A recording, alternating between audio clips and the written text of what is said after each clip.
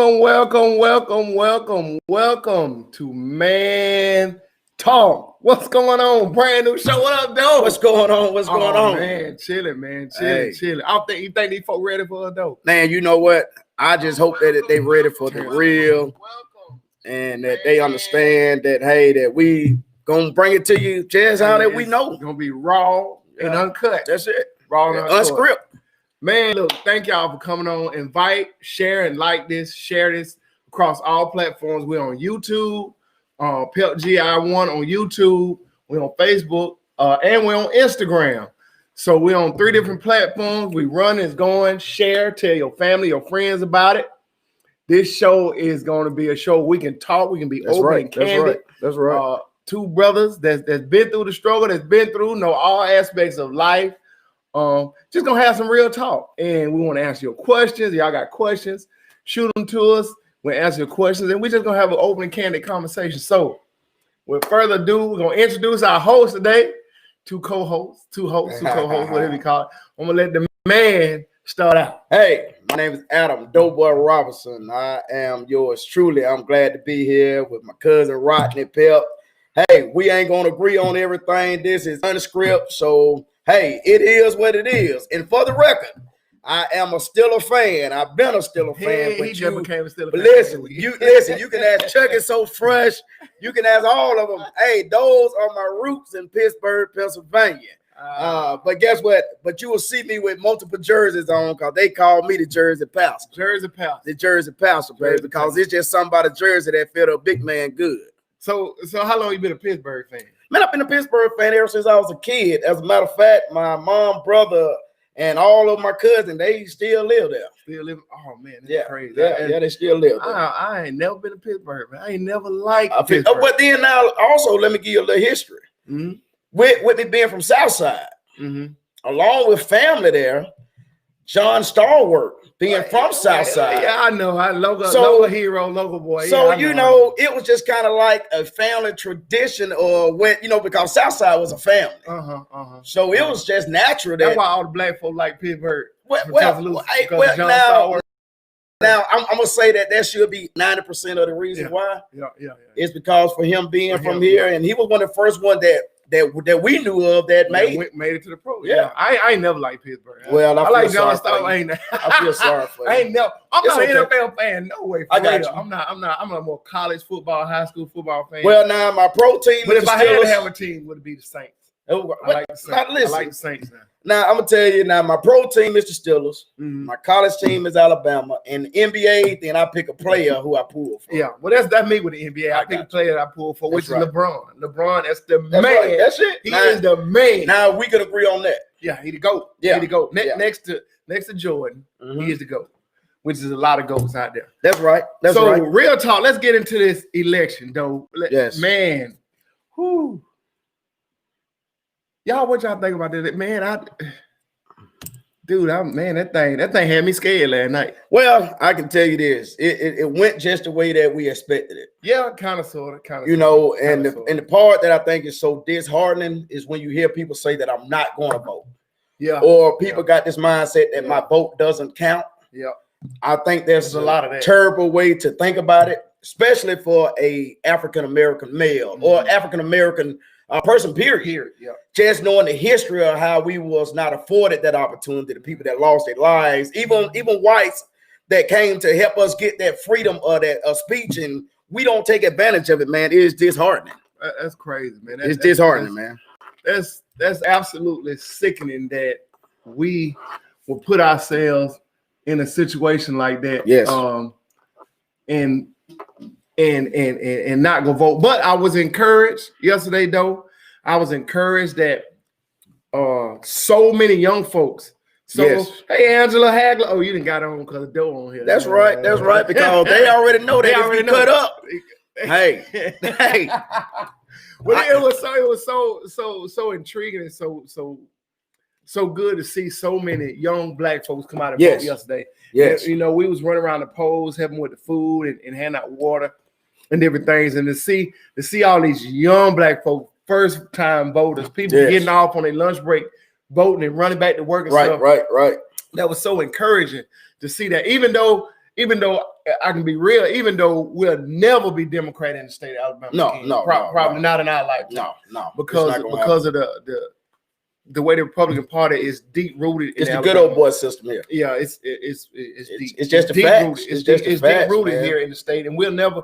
It was a fluke that we got Doug Jones for the 2 years we had. Yeah. And that was but you know what? To pedophile cells. Yeah, but you know, to hire a failing coach, that's terrible. As a senator to represent us, that's terrible. It says a lot. Don't have a plan. Don't have don't have nothing going for himself to say, oh, this other than that he's a party, that he's affiliated with that party.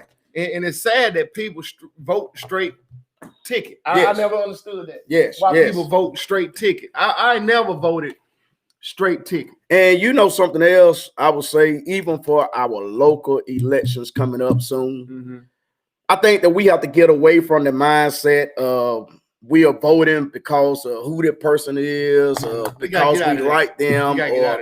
So I think that we got to vote now on what they're going to do for the community. Then we got to look at the facts of, can they be bought? We got to look at the ties that they have beyond what we see for face value.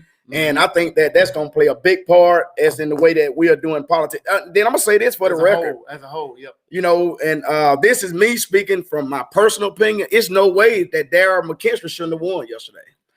Even though he got, from what I heard, over 4,000 votes. Yeah, he did real good. He did great as a write-in candidate, but it's no way. Huge. That's huge. Getting no that's huge. That's huge. Candidate. But to just say, got in the race a little earlier. I think he should have gotten the race a little earlier. Well, you know what? That's just my opinion. I love Darryl. I stumped for him yesterday all day. Oh yeah. But you know, even though that he got in there late, that's still huge what he did. Man, it is huge, but it's no way that he should not have won. Well, you gotta think of the area that he's in. It's a lot of votes was down in that Foster's area. So that goes back to votes down there. That goes back to what I'm saying. It's a lot of white votes. votes. Are we voting because of the person, or are we voting because of what they would do? So guess what? They're voting for the person, most definitely. Because guess what? That means that now you are indebted to me. Yeah. Because we kept you in office. We kept you in office. But there's more. It was more crazy that you elected a person that ain't did shit. Did nothing but come in the last 20-something years. Hey, well, you know, understand that. Well, you know, I guess you got the wire breaking down in his district. You got regular and I can't talk like I want to. You got regular roads run up and down in Foster's and Ralph. Yeah, I agree. Got all these places, these run areas that he's a commissioner on. They got money, discretionary money to spend. But you still keep electing the same sorry joke. And I'm not calling Reginald Murray sorry. I'm just saying in general, we keep electing the same sorry jokers back to office. Yeah. But you know, hey, it goes back to what I say, that are we going to elect people according to what they going to really do for us, or are we going to do it by our fellowship with them? Name recognition. Yes, sir. That's what a lot of folks. But you know what's going to be key in these next 24 to 48 hours with this presidential election, because they are saying now that they're watching some of those states that can possibly turn everything. Biden, they say we're making a big loop right now. It's looking in our favor. Yes. But then you got to think about it though. He might win. He probably gonna win when it's all said and done. Right. But we ain't got the Senate. But guess what? What Mitch McConnell and Lindsey Graham and all them fools gonna do is block, obstruct. We got healthcare we need to address. We got infrastructure we need to address. So much. We got so much stuff we need to address in poor communities. And these jokers that sit in these offices making hundreds of thousands of dollars a year, getting money from big sponsors and big donors, putting it into their troves, putting it into the stock market. I agree. Millions. Self. Yes. And then you sit up here. That's just like, how these jokers, and I'm just going to go and say it because it's real man talk, right? It's man talk. How these white folks, evangelicals, middle-class, uneducated white people vote for a person that don't even care about them? Well, it goes back to, are we saved according to biblical, or are we saved just for face value? So guess what I'm saying? So this is what I'm saying. It sounds good because he's running on the pro-life or whatever. So all of that makes it sounds good. Mm-hmm. But if you, to me, just and this me putting the Bible aside, if you can vote for somebody who don't like me because of the color of my skin, you ain't no evangelical. You a hypocrite. Yeah, and then just if I can go on record being Doughboy, this ain't Pastor though, this Doughboy. But guess what? Deacon and Pastor don't exist. Listen. But if you can go on record to hate a person that look like me, and Jesus looked like me, but you don't want to give him credit for that part. So you can hate me because of the color of my skin, just because, hey, that I'm a black male, and you got police that's saying that they are threatened by me just because of my skin color. Yeah. You know, man, that says a lot. That says a lot. That says a lot about our community, and it says a lot about America. Man, this country is going to hell in a handbasket, and I hate to say it like that, but it's going. It's going. It is what it is. To see the numbers. The numbers of people that vote for Trump. Now you can support your own political ideology any kind of way you want to, and I encourage that. Yes. But just to know that the venomous stuff that he spit out of his mouth, in a divisive way that he has separated America. It was already separated. Let's not get it twisted. It's been that way. But the way he even dug even deeper into those racial divisions and separate us even more. And then you got these bastards that sit up here and support him. Well, I'm gonna stand with Trump regardless. That's crazy. But guess what? It allowed them to uncover what's been in them all along. God said 2020 was gonna be clear vision. Yes. I don't know why somebody calling me. I don't understand it. Hey, they just want to make sure that you know that. Hey, I'm watching. God said 2020 was gonna be a clear vision. Yeah. And now we see. Oh yeah, it's clear. Now we see. Even though it looked like it was tragic, but it was really clear. It was real clear. It was really clear. It's a reason. It's a method to the madness. Mm-hmm. It's a method to the madness. I do agree. Sorry about the phone ring, y'all. We gonna fix all that. I put it on do not disturb, and it's still disturbing. Hey, they got through. They got through. Hey, Fanita, how you doing? Patricia, how you doing? Yeah, we seeing how it's going in the polls, and we hope that this trend continues and Biden can win and at least establish some credibility back to the United States. That's right. Sean, what's going on? Vanita, how you doing? Y'all come on in. What's up, Adrian? How you doing, man? Y'all come on in, like and share this, guys. Look, we got some real issues, real stuff we're gonna talk about on Man Talk. Now, do I want to ask you about this? Sure. How did we move from how did we move from helping and wanting to love each other to being so much of all about me? Well, you know, it's you know, and it's sad to say, but I'm gonna say even in families, you know, including my own family, I want you to get it. Mm-hmm. Just don't get it before I get it. Before I get it, yeah. And don't get more than I got. Right. So I don't mind if you get it, but let me get mine first. Man, that's dope. That's cold. So that is what that's what happened even in especially the black families. Mm-hmm. I mean, we done became so competitive that is no love.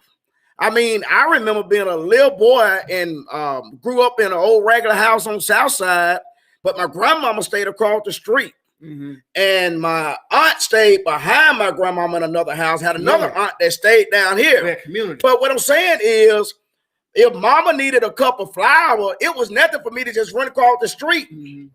They say, mama said, send her a cup of flour. Mm-hmm. And it was done with no second thoughts about it. And most time they didn't just send what you asked for, they sent more than enough. But now we're to the point, because of how things have went, then we'll rather text everybody and say, hey, can you believe that Rodney needs some flour? Yeah. I can't believe he working every day and he needs some flour. Yeah. But you won't give him no flour. But you ain't gonna give it to him. But then if you give it to him, you're gonna talk about me. But you ain't gonna give it to me until after you made sure you had more than enough. Man, that's cold.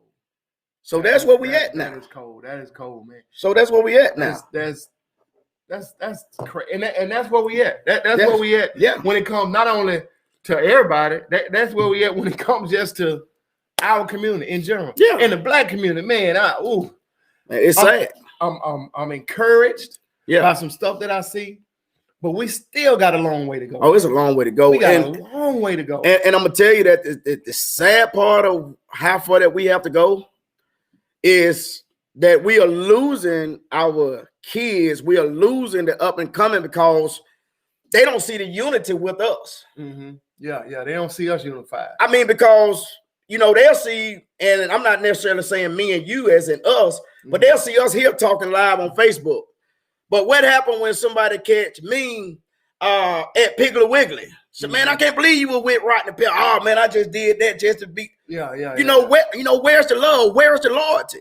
So they see it as, well, they ain't together for real. They only put on the front just for the cameras. So they take that and don't even help them at all. They don't see us as nothing real no more. I mean, it's nothing real about us anymore. It really ain't, man. It really ain't. I didn't encounter some people that I thought my friends, that really thought were my friends. Yeah. And we did the van fundraiser, and they'll see me, oh man, I got this for you, I got that for you, I do this, I help. Then well, you can get it, but you can't get it now. Can't get it. No, can't get it at all. But no, you can get it, but you can't get it now because I got to get mine first. Well, yeah, okay, I got you. I see. So and my mindset is let me start with what I got, helping you. So when I get the overflow, then it come natural. Yeah, it come natural. Man, I wish more folks thought like that. Well, that's how I see it. But that's you. Yeah. Now that's how I see it. A lot of folks don't see it like that. But listen, if you are in my circle, I'm consider you because I tell them all the time, I built me a family. Yeah. I built sisters like Angela. I built brothers like Dara Hagler. Mike Hall. I built me a family. Yeah. So if I consider you, I ain't gonna say friends, my family. Guess what? You ain't got to wait till I can say, man, I'm a millionaire, because you do know that I'm one, right? Yeah. A multimillionaire. Yeah. Oh, yeah. I am too. That's right. There it is. If maybe not today, tomorrow will be one. That's right. But see, I'm working that way. But guess what? I don't want them to wait till the money get in my account. Yeah. I want to share with what I got now, while that I'm a thousandaire. Yeah. So when I become that, then it's natural. It's natural. It's easy. It's easy. Look, you ain't getting on here preaching on the day. No, I just got to give it to you. I got to give it to you. Preaching, though. Hey, listen, I got to give it to you just how I got it. On the south side. Hey, now listen, you don't really want him. You don't really want him. I promise you. Y'all want to see Dope Boy from the south side, though. Listen, I don't even really want to see him myself. You don't want to see him? I don't even really want to see him myself. We'll see him on Friday or Saturday. Hey, well, maybe on Sunday evening. Yeah, Sunday. You don't work on Friday. There you go. Catch him on Sunday evening. Oh man. That's right, Adrian, man. You absolutely right, guy. You absolutely right. So how everybody doing, man? I know everybody might be sad about the election, but we still got ways to go. And what we have to do, and me and Doe was talking about this earlier, in March. Y'all know we got coming up in March, right? Yeah. Elections in the city of Tuscaloosa. That's right. We got city municipal elections in March. So we have to take a look in the mirror. That's right, Sister Angela. No Southside Dope Boy. No, she said that. We have to look not only in the mirror, but we have to look through the glass and see, hey, what has these jokers that sit in these offices, what has they did for us in our community? And that's why we had so much trouble with the why, man. We had so many people sit in these offices, sit in these positions that don't care.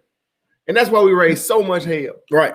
That's why we raised so much hell with the why. And look like we're going to have to raise that same hell again coming up in the next couple weeks, which is crazy. It's crazy. That we raised all that hell. We had people resign from the board. We put people on the board. We did all this, got new CEO coming. We did all this movement, talking to national wide, all this stuff. But here we go again. Back at standstill. Back at a standstill.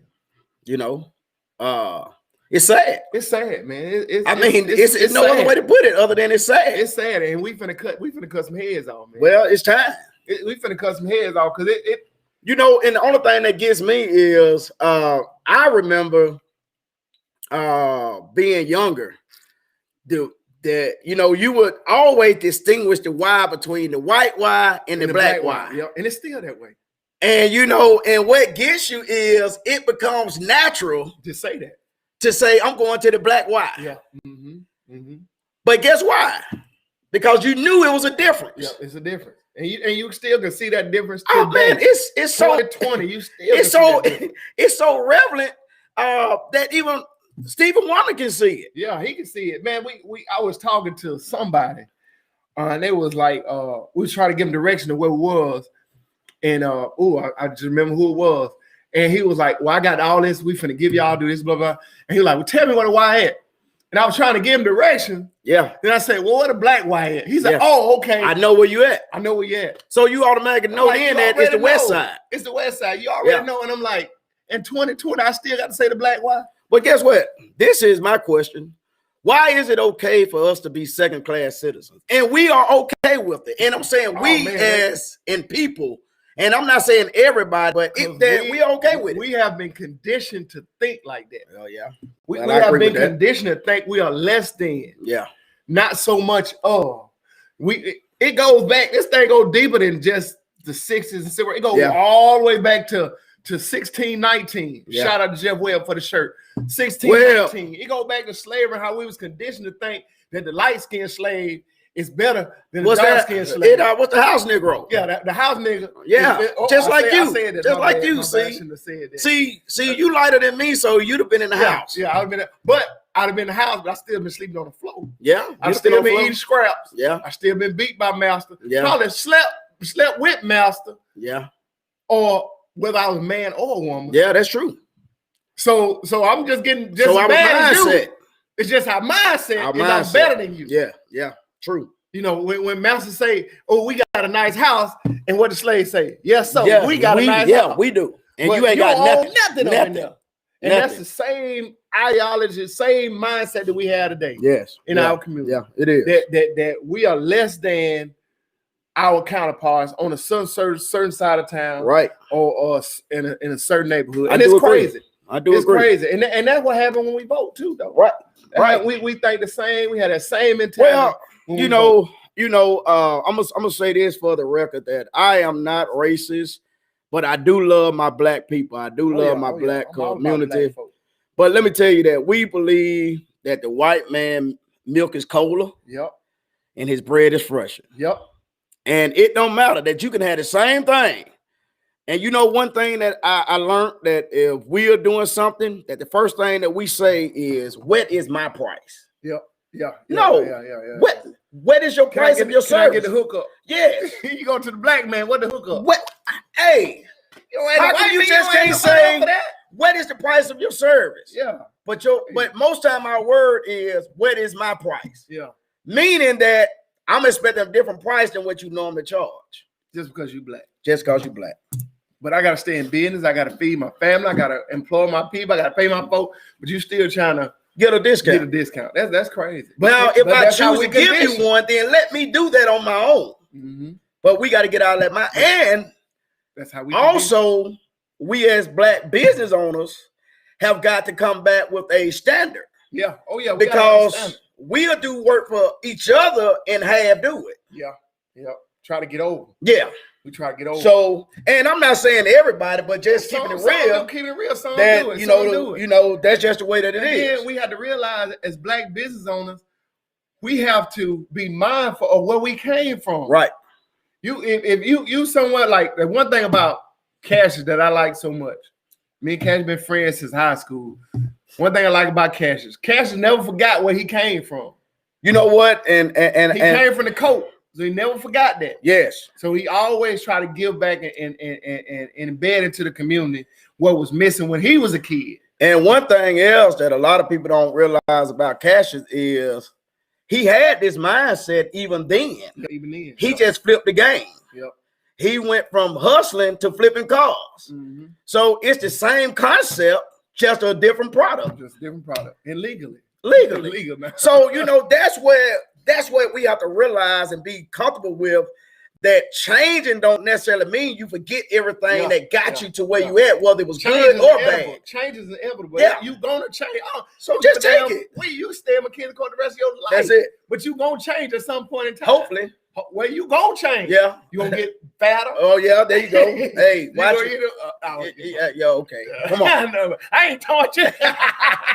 But you're going to change some kind of way. Yeah. So we got to be mindful that change is inevitable. So we have to change in the right direction and do the right things. Yeah. What it takes. And we got to start looking out. That's why I say so much when I post and say our community, our Yes, movement. yes. Because it's truly us. See, look at the camera, though. What? Look at the camera. Look at the camera. Man, I don't like looking at cameras. The last time you gotta look at the camera. Listen, the last time I looked at a camera other than license, it was at Tulsa County Jail. Oh, we don't want to do this. This put you in jail right here. No, I'm just playing. But come on. Yeah. Come on. Man, how y'all doing? Let's talk to some of these folks, though. What up, Quinetta? How you doing? Lack of customer service. Talking about the black folk. Yeah. Sometimes we had that, but sometimes we had that in other community stores worse than ours. Because I've been in some of the Middle Eastern store owners, and their customer service is horrible. Well, you know, atrocious. Well, I'm gonna tell you I this. never go back. Now my wife can tell you this, and I have embedded this in my kids. If I walk in a store, I don't care where it is. If you don't acknowledge me, I'm gone. And I could need what you got to offer me. But I'm gonna tell you another story that happened to me when I got ready to purchase a automobile. I went to a local dealership here, and at that time I had on my work clothes. So I wasn't necessarily, I'm gonna say that I looked like that I could afford it. That I probably looked it to them as a former hot boy that's trying to work and want to buy something that's out of my league. So told them what I was looking for. They kind of just talked to me just cause they was passing time. But I left from there and goes right to my homeboy, Cassius, my cousin. Tell him what I want. He finds it. Have it shipped to my front door. I go back to the local dealership to say this is all that I wanted. But at this time now they see me dressed and I done put on my jewelry and they look, oh man. But I just want to, and so, we just got to get out of that mindset of judging people.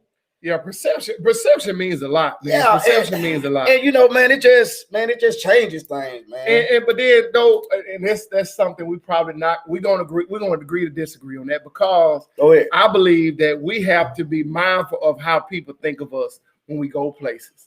To a certain extent. And I'm not talking about your particular situation. Yeah, I'm just saying in general. Yeah. We have to be mindful of how we dress when we go to these white establishments. I'm just putting it out there, right? Because we all gonna be judged, right? I tell my sons that all the time: comb your hair. Go get a haircut. If you going here and going there, don't wear that. Yeah, wear something different. Right. Oh, Dad, I'm wearing what? Okay, but you're gonna be treated different. Yeah, because your perception, which is totally wrong. Yeah, I agree. But they're gonna perceive you different. Yeah, and that's something that we need to teach our kids. Yes, and we have to be mindful, because I do it sometimes. Sometimes I get ready to go to my appointment or something at the VA. Like this morning, I was getting ready to go to my dentist appointment, which my mouth is hurting now, boy. Oh man, it's coming back to life. That feeling coming back now. Okay, but I threw on some jogging pants and a t-shirt, and I was like, "Well, I am going to the VA. A lot of people know me. They'll never see me in jogging pants and t-shirt. Let me go put something else on." Right. So I put on, a button down or whatever like that. Right. Not saying that I can't wear that out, but I had to be cognizant of where I'm going. Right. And what I'm going there for. Well, see, I'm different from you. Okay. Because unless it's something that I'm representing salt of the earth on, man, I'm subject to put on anything. Because of the simple fact is, I want you sometime to have that wrong perception. But when the conversation starts, oh, buddy, it's about to take a turn. It's about to take a turn. Man. Well, I just want them to know, don't judge every black man. That is just like me. I don't now because a lot of them know me. But I used to get racially profiled a lot. Oh yeah. With still having drop top cars, still having them with the rims on it. And I was raised to have a clean car. One of my biggest idols coming up was my oldest brother, Pastor Freddie Robinson. And he didn't do nothing wrong. He worked, he did upholstery, but I seen the different cars. I mean, man, I can remember being 7 or 8 years old. That joker had a canary yellow Cadillac with the skirts on it. With the skirts on the back. Yeah. I'm talking about I'm 5 or 7. Nasty. So I stayed up the hill from St. John. So you imagine 5 or 7 years old, that hill looked like it's that tall. Yeah, it's 100 feet high. So once he turned off 10th Avenue, you could see the front nose of that Cadillac coming up the hill. Yeah. So you know that, man, he had old school trucks, cars, fixed them up, Dodge Challengers, Chargers. So I'm saying that to say that a lot of times that you get racially profiled. So a lot of times I feel like that I am the representative for the ones who look like me that might have did what I used to do. But that's why like a lot of people don't understand how can you still wear all of that jewelry? But you don't know the story of when I lost everything. Yeah. Man, and so my whole concept and my prayer was, God, everything I had then, I want that in double now. So that's part of me. And if you came up in the era with the Joe Winters, the Joe Jenkins, and the Bay Willis and the Cashes, jewelry was like a statement. Yeah, that was a statement. So it just became part of me. I told you about getting on here trying to preach. Man, I ain't gonna preach. I ain't gonna preach. Nobody got here preaching sermon. Well, I'm over here getting happy. I'm looking for an offering right now. I don't know where. Put up the cash app. I got some change. I'm not getting an offering together. But this show is gonna be bananas, y'all. Keep watching. Look, we finna take a pause for the call. We're finna have a mentor moment. Well, a motivational moment right quick. We're trying to do something different. So y'all check this video out. Motivational moment. Hey, everybody, and welcome to the Motivational Moments with Rodney Phil. Today, we're here in Washington, D.C. at the iconic Lincoln Memorial, where right here, almost 60 years ago, Dr. Martin Luther King gave a speech entitled, I Have a Dream. It talked about equality and justice for all Americans and all of us being together in one in unity. And then we still have to think about those dreams that we have today that we can accomplish them. Your dreams will come true. Dreams can come true, and dreams do come true. I'm here to tell you, I'm a living dream. I'm a living testimony. Dreams do come true. So whatever you do, don't give up on your great dream. Keep fighting, keep striving, because in less than no time, you can be the one possibly here giving the same kind of speech to another generation. But you got to keep dreaming. You can't stop. You got to push. You got to get your education. You got to listen to your teachers. You got to listen to your parents. You got to listen to your mentors. Dream big. You can be more than what you think you can be. No matter your socioeconomic situation, no matter where you come from, no matter who your parents are, no matter the school you go to, you can be great. And you truly can accomplish all your dreams, because dreams do come true. Listen, guys, you have a great week.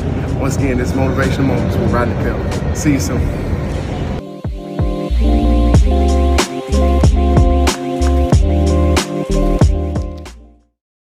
What up, folks? How y'all doing? Y'all like that? Y'all like that? It. I like it. You like that? I'm proud of you, man. Oh man, yeah, we did that up in DC. I like that. About a month ago. We're gonna try to do these. We do those every week and put them out to. We have Lowndes County schools that work with us, Wilcox County schools that work with us, and we try to send it local as much as we can. But those other schools isn't really bought into what we our vision. I like so we put those out, and the kids, they love it. They show them all week long in the morning before they go on their virtual platform. Try to encourage them. So we send out different videos every week to those. Right. So yeah, guys, back. Listen, we finna go into our question and answer session. Let me see how I get that off the screen though.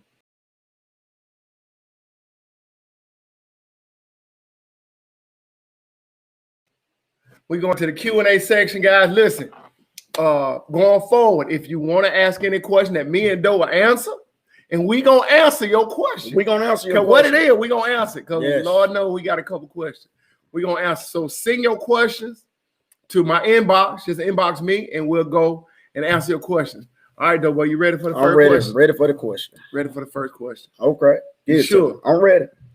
The best I can be. All right, this question was sent in by a young lady. She said, Lord Jesus, why do black guys like white women?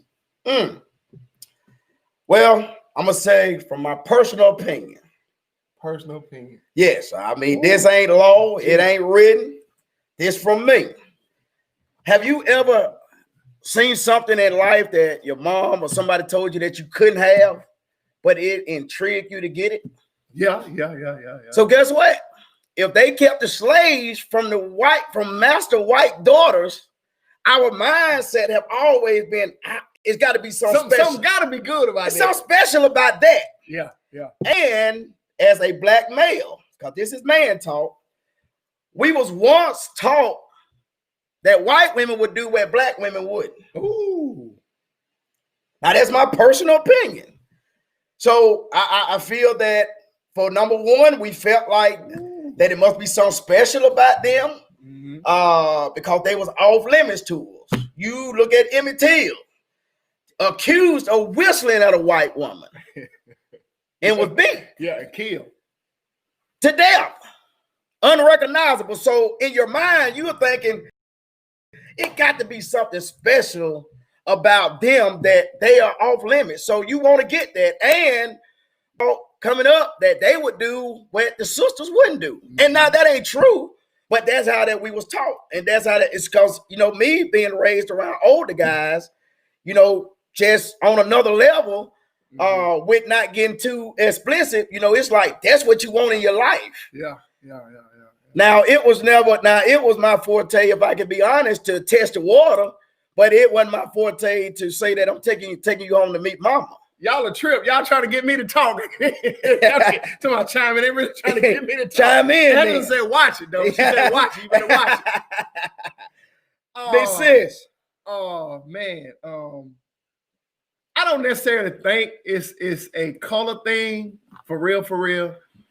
I believe, and it's my personal opinion, I believe some black men feel inferior to black women.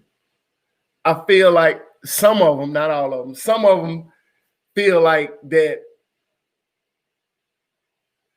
they want to be the head or they want to be the lead, and some black women might not allow them to be that head or that lead. Okay. So they find something that they can lead. Okay. And that intrigues them. They might have grew up being behind or being in the back their whole life when it comes to females and not black females or not in the same class. I hope y'all understand what I'm trying to say. I understand what you're saying. Yeah, you understand. And so they go in that direction of dating that race because they feel like they want to be in charge. Yeah. Well, now I can see that point too. I think that's a lot. But then some of us, without me getting in trouble. But then sometimes if I can do a flip side to that coin, go ahead, flip it. Then sometimes they go with them because they don't have to have a certain standard. Yeah, some sisters gonna put that pressure on you. Yeah. And they don't realize that sometimes putting that pressure on you brings out the best in you. Best thing. Yep. But a lot of times we will run from that, especially if you didn't see that dominant male figure in your life. We don't want to be beholden to that. We don't want to jump out there and do what we got to do, and we can settle over here. Oh man, that's a good word. We settle sometimes, right? And that's the direction that we go in as black men. And then hands off to my sisters, but a lot of women are getting it. Adrian said to some it's a trophy thing. Oh wow, now that's true too. And I can say coming up from the hood, that it was a trophy thing if you showed up on Southside Park and especially if you had a bad one now. And I ain't bragging, but I couldn't go. They go that dope, I couldn't go for nothing that wasn't top of the line. You know what I'm saying. Now I know that we put it on a scale now, calling them a dime or whatever. But I couldn't go with nothing with less than an 8 1/4. 8 1/4. Yeah, you know what I'm saying? Because I got to get bragging rights. Yeah. So to a certain extent, it was. You different than me because you went to Central. Yeah. You went to a mixed school. When you got to Westlawn, the school was mixed. I left Tuscaloosa after going to University Place for a year and a half. That's the old school. From the kindergarten to the 12th grade was the only time I was in integrated school was that year and a half. Okay. When I left and went to Greene County, it was black. Okay, gotcha. You wasn't finna date no white girl. And if you did, you was probably gonna get beat to sleep. I got you. By the white boy. Yeah. And then my granddaddy, I'm just gonna say it. He daddy gonna God rest his soul over his goods. Yeah. But probably him and my great grandmama, probably two of the most racist people I ever met in my life. I got you. Because of the way they grew up. Right. My great grandmama made me who I am today. Yeah. She would not let the white insurance man come in the house. Hey. He had to stand on the porch in the freezing cold or in the super hot because he could not come in the house. Right. So that gave me a perception Right. of white female. Right. That's not nothing I want. Yeah. I want nothing to do with it. Now when I got into college, then it was a different ball game. I was Peter Paul trying ball. Woo! I was sexy then. Woo! Peter Paul trying ball. I was on you ain't running. Hey, I got you. Raised boy. Yeah. But my mindset still was that ain't nothing I'm gonna marry. That ain't nothing I want to be with. That ain't nothing I'm gonna be out in public with. Right. Right. So to be honest, to answer the question, Doughboy said forbidden fruit, trophy, something that we might not see that we can't have that we want. Yeah. It's a status thing sometimes. Oh yeah. Class thing. That's why. Now I'm gonna tell you, you can't help who you love too. I'm just put that out there. Yeah, I mean, you can't help who you love. You love who you love. You know, I'm not knocking it, but then to whomever, then that's their choice. Mm-hmm. Yeah. Yep. All right. Next question. Ooh. What is? Y'all stupid. Y'all stupid. You see that door? Let me see.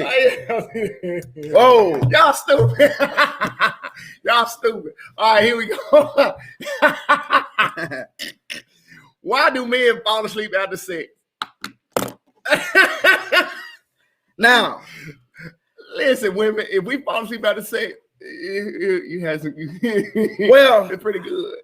I'm gonna say this: that if you don't really work, then you deserve to go to sleep. What you mean? If you don't really work. Oh, if you don't really work, okay. Yeah, if I put in work, you deserve to go to sleep. I deserve to go to sleep. Take a nap. Yeah. So on this man talk, I would say, now if you didn't put in work, then you need to stay up. Yeah, you need to stay up. You need to go do something else. But I'm gonna tell you something different about me, and I ain't bragging. Oh, here you go. It's on the door, boy. No. I'm just saying, I didn't have time to fall asleep because I wasn't supposed to be there no way. You had to get it go. So I had to keep moving.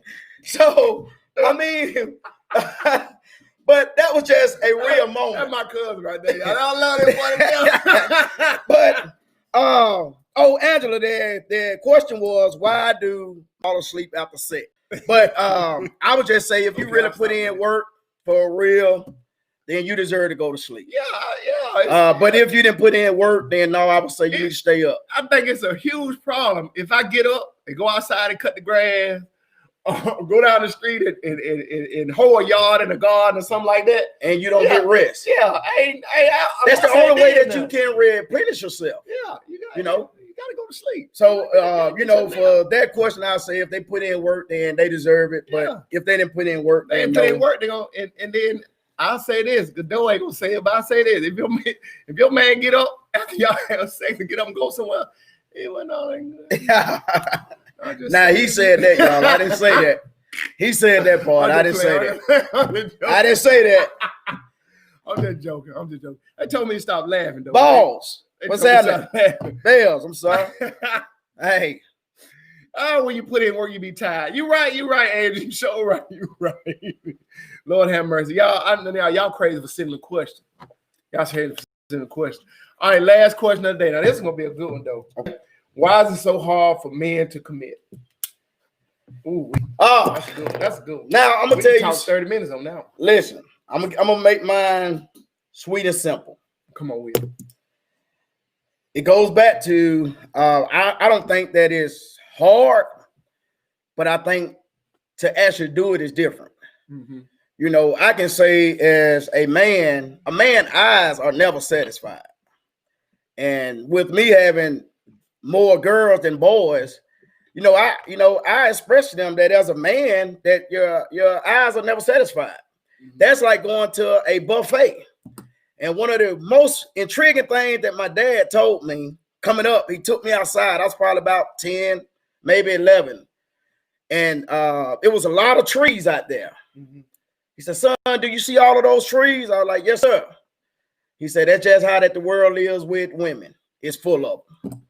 So with that being said, I was never led to feel that I had to pick one tree. Mm-hmm. But a lot of times especially as a black man, we wait till either we washed up or tired. Yeah. And so I would say that it's not hard, but it is something that you have to condition yourself to. Mm-hmm.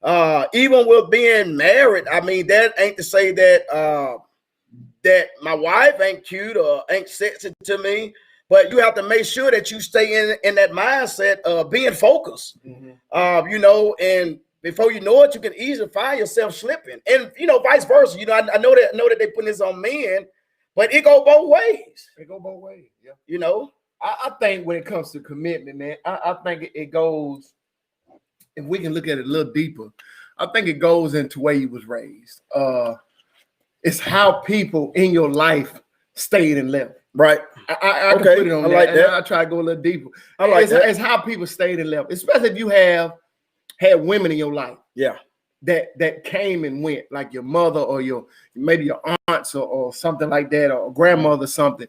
If they were steady in your life and they was there, those men tend to have better relationships with women. Okay. But if you have had women that's in and out of your life, maybe your mama wasn't there all the time, your grandmother, your aunts, or you had older sisters or something like that, you was close to them, but never was always in your life, those men tend to jump around a little bit more. Okay. I can say that. Okay. They tend to jump around because they're scared of losing something. So I'm not going to attach myself to one thing because that one thing might walk away from me. Wow. I know in my counseling sessions, my therapist, I talk a lot about that. If you read my book, you know my story. So I'm just gonna tell it. Okay. When I had my slip up in my marriage, it was not because my wife did anything. Right. It was because of what I was going through in my mind of commitment. Right. Because I had been through combat and I saw people that was close to me get killed or hurt or maimed or injured. Yeah. And then my uncle passed and my grandmother passed and this one passed and that one passed. So I was feeling like everything around me was collapsing. So I had to find something else than what I had just because it might leave me. Yeah. To latch on to. So that's what happened with a lot of men nowadays. They even nowadays, anytime we fail to commit, and not all, but just we fail to commit because we're scared of attaching ourselves to something that might leave. Well, listen, I want to say this too. And some men just might be some hoes. Hey, he said that. That's what it is. I didn't say that. They just out there. You know, I didn't say that. Now, Well, I said it. He said that. I see. But I will say this also with commitment and on a more pastoral level, if I can say. A lot of times when I do my marriage counseling, you know, I bring them in and I got my steps that I like to go through because I am prideful and I beat my chest on my marriage rate. I have, and I don't do a lot of weddings, but the ones that I have done, I can say that they're still married. But what I'm finding out, a lot of times now, for its commitment, if you're talking about marriage or just being committed to one person, love is almost lost now. Man, love is hard. Commitment now, marriage is almost a business arrangement. Now, I'm not saying in all cases, but in a lot of them, because a lot of times when you get with that other one and you talk one-on-one and you say, well, hey, you know, this me and you, because your business is safe with me. And you'll find out that it ain't really love. It may be, I can go on his or her insurance. I need some cosmetic surgery done, and it's covered. You know, vice versa. So I would say that commitment is not totally hard. It's just all in now. Finding that compatible person, and you know, and you know, and it's just like a piece to a puzzle. When you'll know when it's right. Yeah. And then a lot of times we as people we jump and do stuff because we think we ready. Right. When we don't truly be ready. We be ready for that. So y'all out there watching some young folks that think you ready, sit down and look in the mirror and talk to yourself. Am I ready for this for the rest of my life? It's a commitment. Am I willing to enjoy the good times, but also fight through them hard times? Listen, because sometimes they be more hard than good. Listen, Because they coming. They are coming. I never thought in a million years, me being married, that I would be homeless, sleeping in the car with my wife and children. Never thought that in my mind. Right. Never thought that in my mind. But I was willing to stay there. Yes. And fight through those hard times. Now, by the grace of God. There you go. You don't have, it was worth it. It was worth it. Yes. But that you know, and just like I tell anybody that when I got ready for marriage, I wasn't necessarily at that particular time looking for it. Mm-hmm. Now, me and my wife now, which is my only wife that I ever had. Stay up. What else? That's right. We actually went to high school together. And she don't mind me saying this, but she wouldn't talk to me in high school. She said I had too many women. You know, and I guess I was afraid of a serious relationship even then. You know, I just had the mindset of, hey, I ain't gonna get played, and I knew what I was doing. Yeah. So I'm looking at some people holding hands, and you know, I'm like, man, no, that can't be me. So you know, I think too, like you said, it's a lot of your mindset. There's a lot of what you've seen, and but I can say that I thank God because, and I'm gonna tell every person, male or female, there's gonna come a time in your life you're gonna need somebody. Yeah. You know, and if I can go biblical, you know, the Bible said 2 is better than 1, and so you do need that person. And I can say that when I felt like I was on top of the world, that I felt like I knew all of my friends. I felt like I knew all of them. They all knew me. But when it felt like the world was on top of me, that's when I found out who was really your there. true friend was. You absolutely right, man. Jesus. That's a word in itself, man. Yeah. I was in the same spot, man. But I will say this, add to what you were saying. Women, a lot of time, men don't commit because we're broken.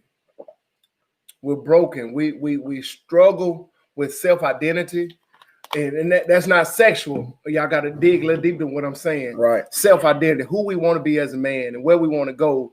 How are we? Because around us, a lot of times, are not good influences. We have a lot of negative influences in our life when it comes to our friends, our family, our associates around us, neighbors, whatever. And a lot of that leave us broken. So once we get out and go and want a date and stuff, we don't know how to. Yeah. We didn't have those good examples coming up. How to be a man. You don't have those. A lot of times we didn't have those 30 and 40-year marriages. That's right. But if we did, our daddies, our had uncles, outside kids. Yeah, had outside kids. Our uncles or daddies took us to our woman's house. Yeah. Woman's house. Yeah. So we saw that. We saw that's normal. Yeah.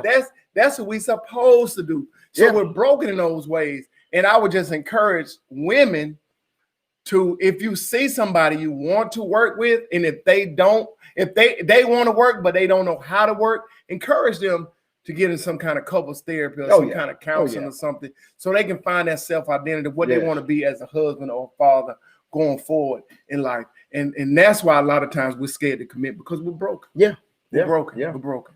And you know what? A lot of times, especially in the Black community, we don't think that it's a sign of that I got everything together when you go to counseling. Oh yeah. And I feel that is one of the most hurtful things that we refuse to say that I need help. You know, and a lot of times that we will think that just going to church is my therapy, or I'm going to talk to my pastor. You know, that's good, but sometimes you need someone that don't even know you, don't even know the situation. It's, hey, sit on that couch. And let it all out, you know, because you will be surprised of what you may be holding in. You know, so I would say, hey, listen, I don't know what else he got up, but I have enjoyed this. Man, I enjoyed it, dude. We went way over time. Yeah, we said 30 minutes. 30 minutes. We have 54 minutes right now, man. We went way over time. Look, I hope y'all liked it. Our sponsor. Oh yeah. Let me kick her in here. Oh, I'm sorry. Our sponsor going forward is Michelle Cooley, All-State Agency. Give Michelle a call, guys. Michelle, thank you. Give her a call. Go by and see her agency. It's right down on Hargrove. It's on Hargrove Road, right by Steinmark. Go by and see her for all your insurance needs, whether it's car, home, auto, what have you. Go by there and check out Michelle. so she can get you straight. Yeah, get you straight. And if you would like to be a sponsor, if you would like to be a sponsor, just inbox me or email me at peltgi1@gmail.com or inbox me on Facebook, and we can get you in. We ain't trying to break nobody. We ain't trying to break the bank or nothing like that. That's we'll right. give you our little smaller rates, but we do have to pay for the platform and the cameras and all that kind of other stuff. But we're gonna be coming at you every Wednesday. Every Wednesday. And some of them will be pre-recorded, but you'll be able to catch them on Wednesdays. You'll be able to catch them on Wednesday at 12 o'clock on YouTube, Facebook, and Instagram. So, man, y'all stay tuned in. Tell all your friends, man, how much fun y'all had today. I'm telling you, it was amazing. And these questions, y'all stupid. Y'all stupid. But we gonna answer. So y'all send these questions in to us, and I promise you. You know what? Enjoy, and you will be informed. Before we go, I got a question. Someone want to know, how did I get the name Doughboy? I asked you that on here. Yeah. Well, they sent it to me on Messenger. Oh. Well, let me tell you how I got the name Doughboy. For number one was because of my height and size, and I love sweets. I love sweets. Yeah. And that's why I don't let my sister Angela make me cakes, because I don't share. And so that's how I got the name Pillsbury Doughboy. My aunt, she is dead. We call her Aunt Bun. And she used to call me Doughboy. And as I got older, then Huey Minor and them found out that that's what my aunt used to call me. And it picked back up in about the 8th or 9th grade. So I got that name about 5 years old from my aunt. Oh man, I thought it was Boys in the Hood. You know what? Everybody thought that. No, no, man. I got that name about 5 years old from my aunt. Oh wow. Cause I mean, man, my aunt could cook sweets, and I would stand at the stove and wait on them to get ready. And she said, "I'm gonna call you the Pillsbury Doughboy." And so, later on, about the 8th or 9th grade, it was before Boys in the Hood had even came out. Then Huey Minor and all them started back calling me that. And so that's how that it kind of picked up, but it never died down from the age of 5. Yeah, so that's how that came about. I ain't know. Oh, that's cool. So I should have sued Boys in the Hood. You should have. I should have sued. But then Pillsbury would have sued you for suing him. But guess what? Then I'd have sued him because he is an imitation. Yeah, imitation of you. Yeah. See, I'm many times imitated, but never duplicated. Listen at it. Never. It ain't but one. I hear you, ain't but one dough. Y'all here ain't but one Doughboy. And guess what? And before we go, I want to tell you, greater is coming. Just hang in there. I don't care what it look like. I don't care what it feel like. To be encouraged. Hey, find your circle of people that's gonna motivate you, push you to that next level. And if you got anybody around you who, if you telling them your dreams and they can't see it, you talking to the wrong folks. You're right. You're absolutely right. Well, that's gonna end our show, guys. We'll see y'all next Wednesday, 12 o'clock, right here on Facebook Live. Send in your questions. Send in your questions. If you got a small business, you want to promote it, anything like that, shoot it to my inbox and we'll get you on. We'll give you the smaller rates and we'll get you on. I guarantee you we'll push you out there all kind of way. Hopefully you get some business behind it and hopefully we can help be a blessing to you. That's right. See y'all next week, guys.